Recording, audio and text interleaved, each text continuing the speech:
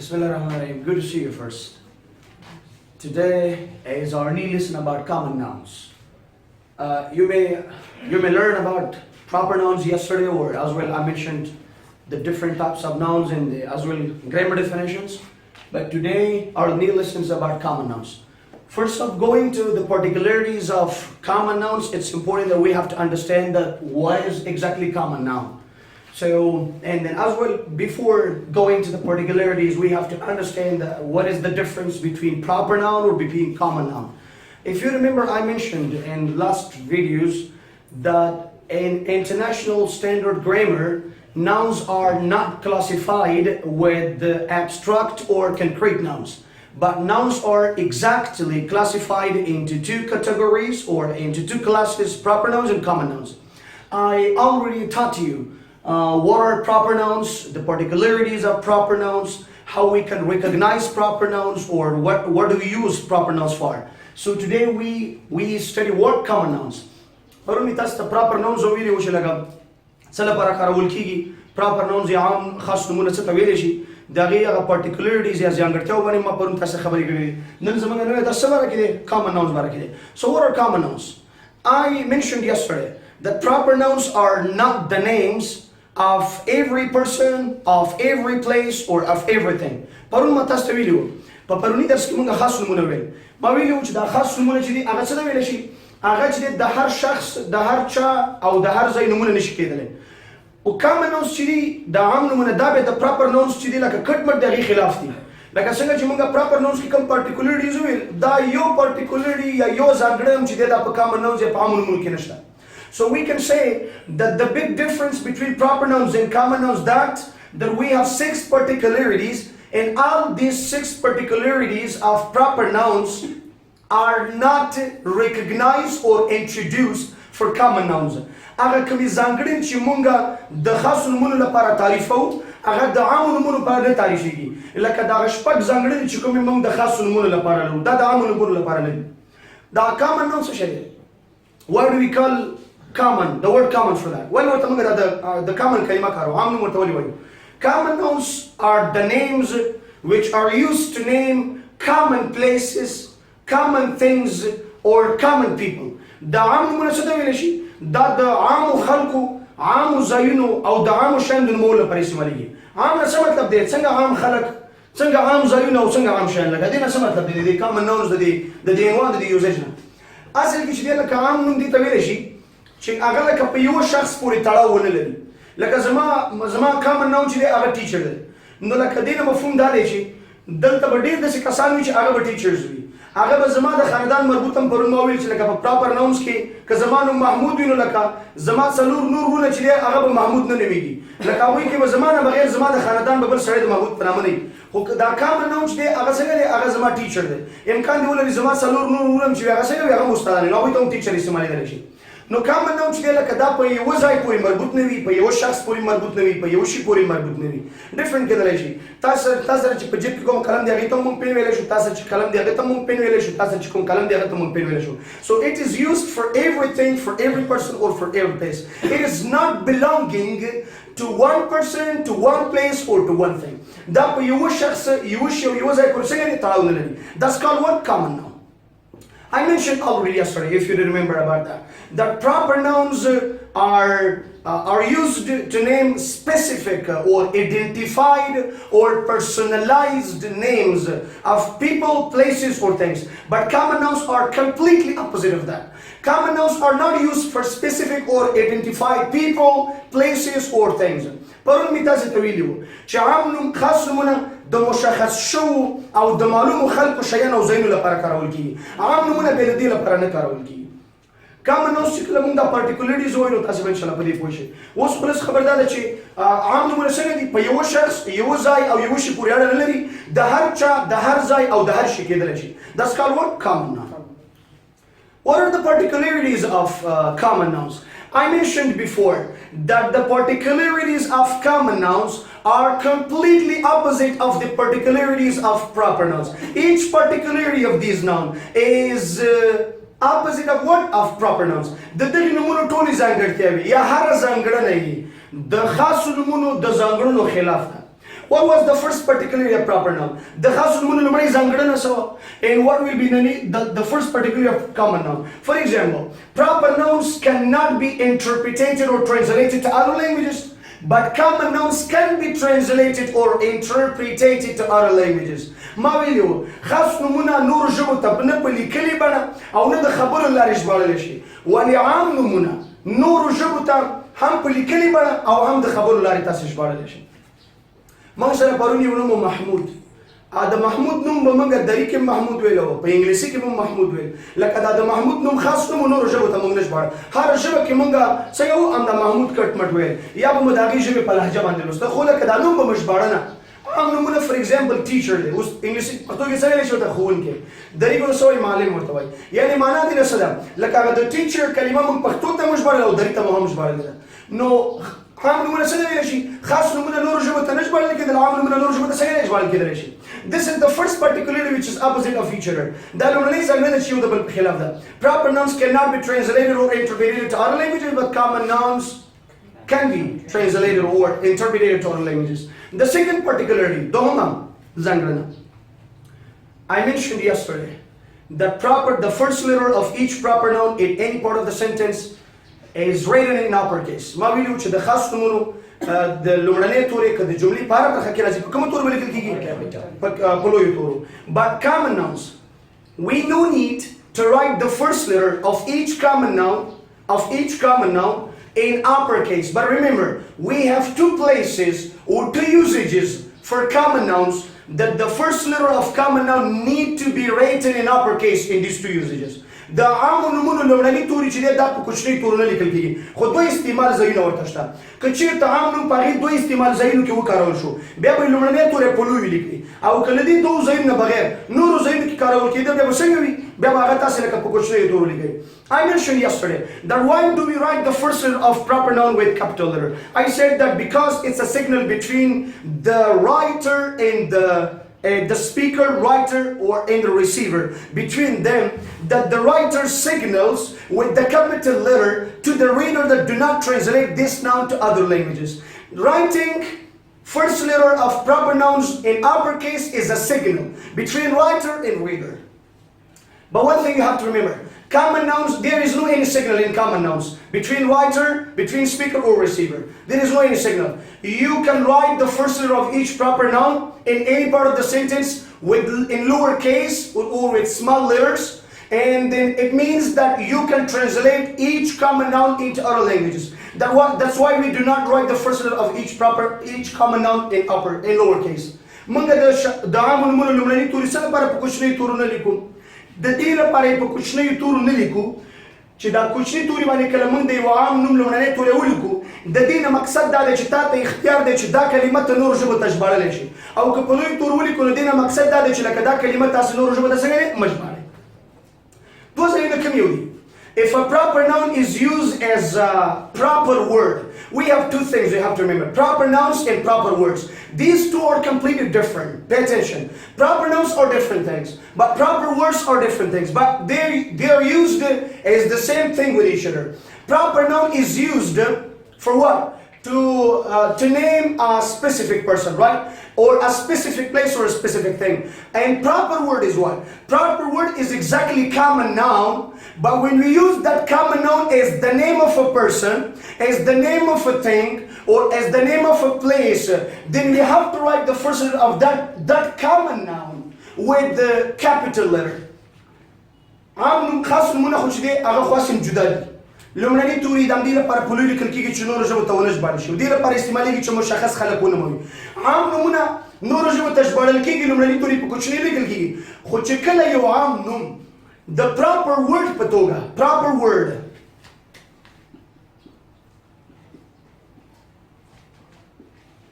کله چې یو عام نوم د پراپر ورډ په توګه وکارول شي، پراپر ورډ څه مطلب دی؟ تاسې کوم اکاډمۍ کې یې ده؟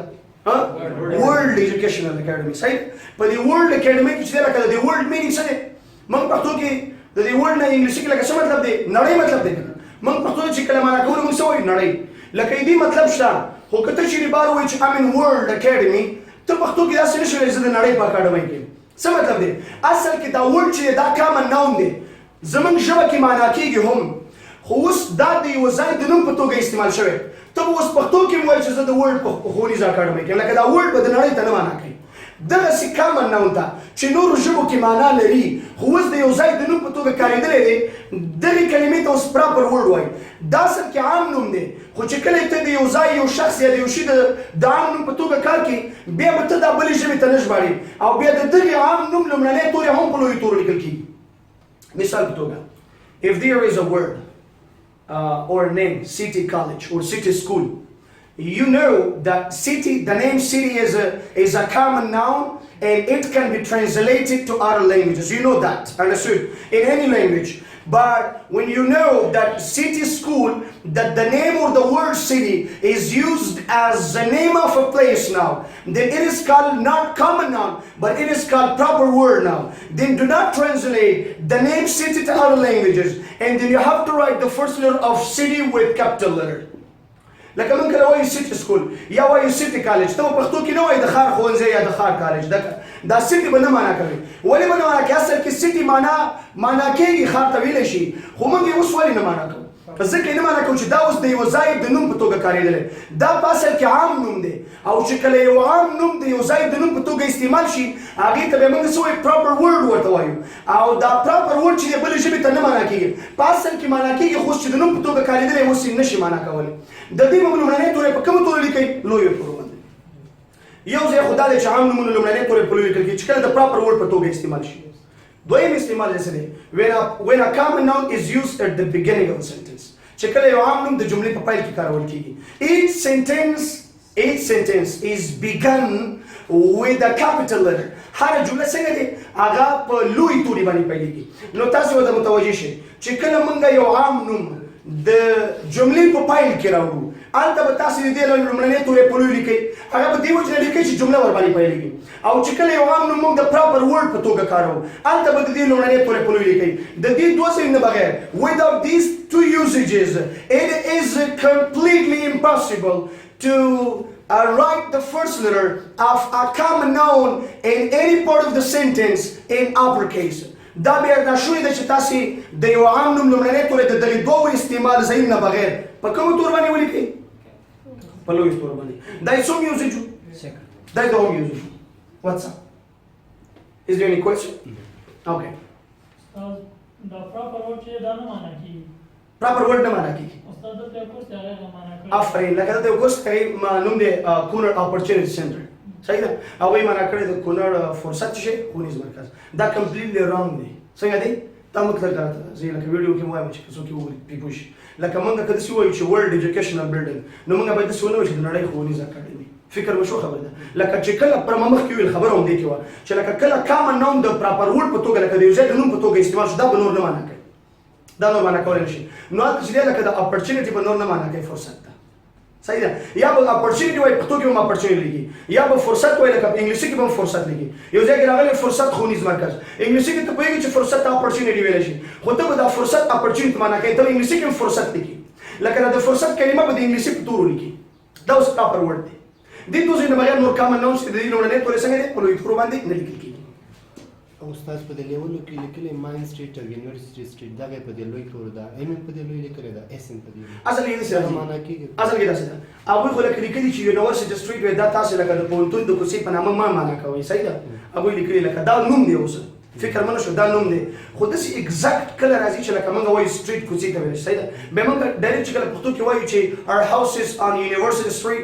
بیا موږ داسې وایو زموږ کور د یونیورسيټي په سټریټ باندې دی صحیح ده لکه دا اوس داسې اګزیکټ دا دی دا هغوی استعمال کړی هم دې لپاره دی دا سټریټ کې چې یې په لوی تور لیکلی یا په یونیورسيټي کې لیکلی دا هم دې لپاره لیکلی چې لکه دا ګوره کامن ناون دی یونیورسيټي معنا لري او دا سټریټ معنا لري تا ته وایي لکه دا اوس نوم کارېدلی دی دا په یو بورډ اوس لیکل شوی لکه دا مه معنا کوه خو ځینې بیا داسې ډېر کامن دي لکه هغه په جملو کې ډېر استعمالېږي لکه ډفرنټ ارز کې سټریټ راځي د یوه ځای لپاره نه وي ټاکل شوی مختلف بیا هغه که معنا هم کې فرق نه کوي خو داسې اګزیکټ نوم لکه اپورچونټي چلته راغلی یا دلته ورډ راغلی یا یو ځای کې سټي کالج راغلی دا به د یو ځای مشخص نوم وي نو دا به بیا نه معنا کوي هغه لیکل شوی هم همداسې دی چې باید معنا نه شي صحیح ده Third particularity of common nouns. Pay attention. The third particularity is that the definite article that can be used before any common noun.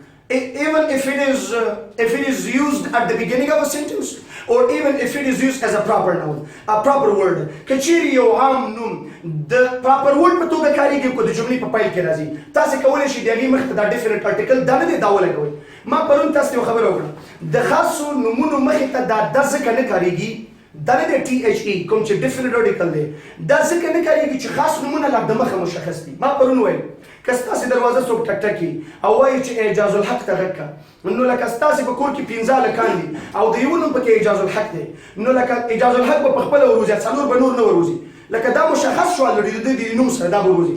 او که غږ یې وکړه که په کامن ناون یې غږ وکړه چې هلک ته غږ کړه، نو تاسې 15 نه ټول هلکان یې کم یې وروځي، یو به بل ته ګورئ چې لکه موږ خو 15 واړه هلکان یو، د چا خو یې هغه مشخص نوم وانخیسته کړه، اوس به تاسې 15 واړه مجبور یا ټول وروځئ یا به یو کس په نمایندګۍ ورلېږئ چې لکه ته پوښتنه وکړئ ته خو 15 هلکان دي ته کوم یو غواړې.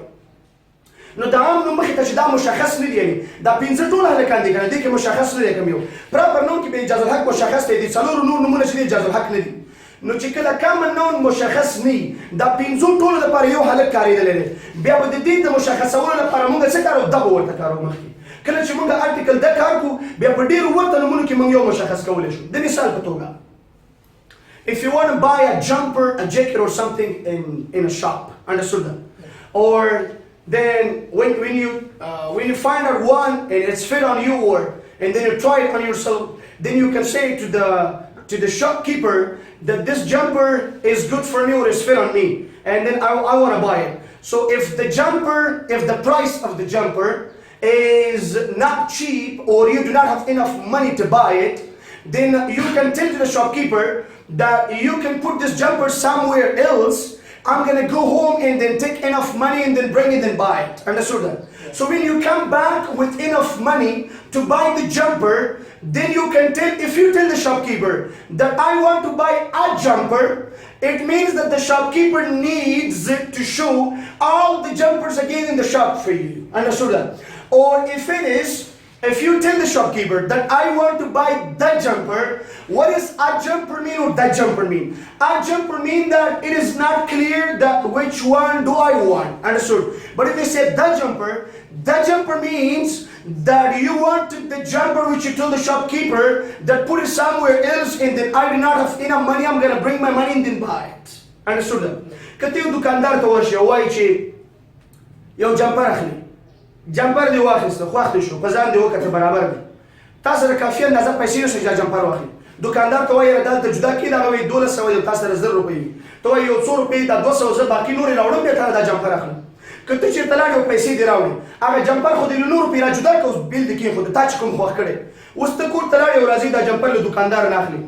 نو که ته دوکاندار ته وایي چې ما ته ګیو مې جمپر، د دې جمپر څه مطلب دی؟ یو جمپر راکړه. یو نه څه مطلب دی؟ لکه هغه به بیا تا په دې ټول دوکان کې ګرځوي، تا ټول جمپر یې به درته ښیي چې تا کوم یې خوښ شو هغه به اخلي. او که تا وایي چې ګیو مې دا جمپر، د دې ده نه څه مطلب دی؟ هغه جمپر راکړه، هغه نه څه مطلب دی؟ د ده نه یعنې ما چې درته وویل ته جدا کېږده چې زه پیسې راوړم ویې اخلم، همغه راکړه. یعنې کله چې د عام نوم مخې ته دی استعمال شي، په ډېرو ورته نومونو کې یو مشخص کوي. نو کېدلی شي چې د عامو نومونو مخې ته څه وکارول شي؟ ده وکارول شي. ما سره یو ډېر ښایسته قلم دی او تا ویل یاره دا قلم که دې ما ته راکړی وی، زه هم اوس را سره دا قلم خو زه که بیا لاړم هغې دوکان ته نو تا ته هم داسې قلم راوړم. اوس ما سره هم دا یو دانه دی، نو زه لاړم او ما نه قلم ورک شو. سبا چې راغلم نو وایم I have lost the pen، قلم رانه ورک شوی دی. هی فکر مې شو خبر ده یا I lost the pen، ما قلم ورک کړ. دا پن نه څه مطلب دی؟ کوم چې تا غوښتو فکر مې شو. که دوی چې I have lost the pen، ما یو قلم ورک کړی، یو قلم یې کې تور شین کوم بل ډول یو قلم ورک کړی وي. او که دوی چې I lost the pen، ما قلم ورک کړ، دا پن نه څه مطلب دی؟ لکه هغه قلم مطلب دی چې تا غوښتو. یعنې د داسې یو شي لپاره استعمالېږي چې د سپیکر او د ریسیور یعنې د متکلم او مخاطب ترمنځ الریډي مشخص وي، دې لپاره استعمالېدلی شي. فور پرټیکولر یعنې د کامن ناونز مخې ته موږ څه کاروو؟ دا کارولی شو. بل چې دی لکه فور پرټیکولرلی څه ده؟ Pay attention. Ordinal numbers can be used before common countable nouns. د عامو شمېرېدونکو نومونو مخې ته موږ هغه د پرلهپسې نومرې نه دي 1 2 3 4 کوم چې د محاسبې لپاره کارېږي، دا موږ کارولی شو. پرون ما تاسو ته ویل چې لکه د عامو نومونو د خاصو نومونو مخې ته موږ څه نه کاروو؟ د خاصو نومونو مخې ته مونږه هغه د پرلپسې یا محاسبې نومرې لکه 1 2 3 4 دا مونږ نه کاروو. ولې نه کاروو؟ ځکه خاص نومونه نه شمیرل کېږي. کوم نومونه چې نه شمیرل کېږي مخې ته یې لکه د محاسبې نومرې نه لګېږي. مونږ یو اوبه 1 water 2 water نه وایو ځکه چې اوبه نه شمیرل کېږي. نو داسې چې خاص نومونه نه شمیرل کېږي مونږ یې مخې ته اوریجنل نمبرز نه کاروو. خو د عامو نومونو مخ ته کارېدلی شي. د کومو عامو نومونو ته چې هغه د شمېرېدلو وړ وي. فار ایگزامپل موږ ویلی شو چې 1 book 2 books 3 books 4 books. ولې چې لکه بوک څنګه دی دا د شمېرېدلو وړ دی. خو موږ اوس واټر چې دی لکه پښتو کې مینینګ ورته نشته دی که نه. واټر چې موږ له پښتو د معنا کوو څه معنا لري؟ اوبه. لکه بلې ژبې ته معنا شو دا عام نوم دی. خو موږ 1 water ولې نه وایو؟ عام نوم هم دی خو بیا موږ بیا مخ ته پرله پسې نومرې نه لګوو. د دې لپاره نه لګوو چې لکه دا عام نوم دی خو نه شمېرېدونکی دی. هر نوم چې عام وو یعنې بلې ژبې ته ژباړل کېدلی شو او شمېرېدونکی وو د هغې نومونو مخ ته موږ څنګه دي اوریجنل نمبرز موږ کارولی شو. Fifth particularity, proper nouns can be pluralized. What's that? Proper nouns can be pluralized if they are countable. عام نمونه شمیرل کېدلی شي خو په دې شرط چې د شمېرېدلو وړ وي. ټول عام نمونه نه شمېرل کېږي. یو خو خاص نمونه چې هغه بیخي نه شمېرل کېده. عام نمونه شمېرل کېدی شي خو په دې شرط چې د شمېرلو وړ وي. ځکه عام نمونو کې داسې نمونه شته چې نه شمېرل کېږي. فار ایگزامپل marital nouns cannot be counted. د جنس نمونه نه شمېرل کېږي. abstract nouns cannot be counted. داسې نه لمس کېدونکي نومونه نه شمېرل کېږي. فار ایگزامپل liquid cannot be counted. همداسې مایعات نه شمېرل کېږي. ډفرنټ شیان دي. نو لکه عام نومونو کې داسې نومونه شته چې نه شمېرل کېږي. هغه کوم چې شمېرل کېږي هغه موږ بیا څنګه کولی شو چې د شمېرلو قابلیت لري هغه به موږ شمېرلی شو. نو خلاص خبر دا چې خاص نومونه خو بیخي نه شمېرل کېدل. د دې په 15 پارټیکولرټي کې دا دی چې لکه عام نومونه شمېرل کېدی شي خو په دې شرط چې د شمېرلو وړ وي. یعنې دې نه مطلب د زما د دې خبرې نه دا دی چې ځینې داسې نومونه شته دي په عامو کې چې ځینې شمېرل کېږي او ځینې بیا د شمېرلو قابلیت څه نه لري. The fifth particularity or the sixth particularity. Yes. The sixth, fifth or sixth? Okay, so again, no problem. What is the sixth particularity? That indefinite article a or n can be used before before common nouns. Which common nouns? Singular countable common nouns. The a or n نه کوم چې indefinite article a and n دې ته د پیژندنې نه معلومه ټولې کلمه ویلی شي. دا دواړه چې د دغه نه مخکې د عامو نومونو مخې ته کارېدلی شي خو په دې شرط چې دوه درې شرطونه پکې وي. د هغو عامو نومونو مخې ته د a او n کارول کېږي. یو شرط دا وي چې باید شمېرلو والا وي یعنې د شمېرېدلو قابلیت ولري او دویمه خبر دا وي چې singular وي یعنې مفرد وي. لکه موږ داسې نه شو ویلی چې I have a books. لکه books عام نوم دی خو books اوس جمع دی plural دی. نو تاسې د books یعنې د عامو جمع نومونو مخې ته a نه شئ کارولی. بل په دې شرط چې د شمېرلو وړ وي I have a water نه شي ویلی. ولې نه شي ویلی ځکه دا water چې دی عام نوم دی خو نه شمېرېدونکی دی. So we can say the sixth particularity is that indefinite article a or n can be used before singular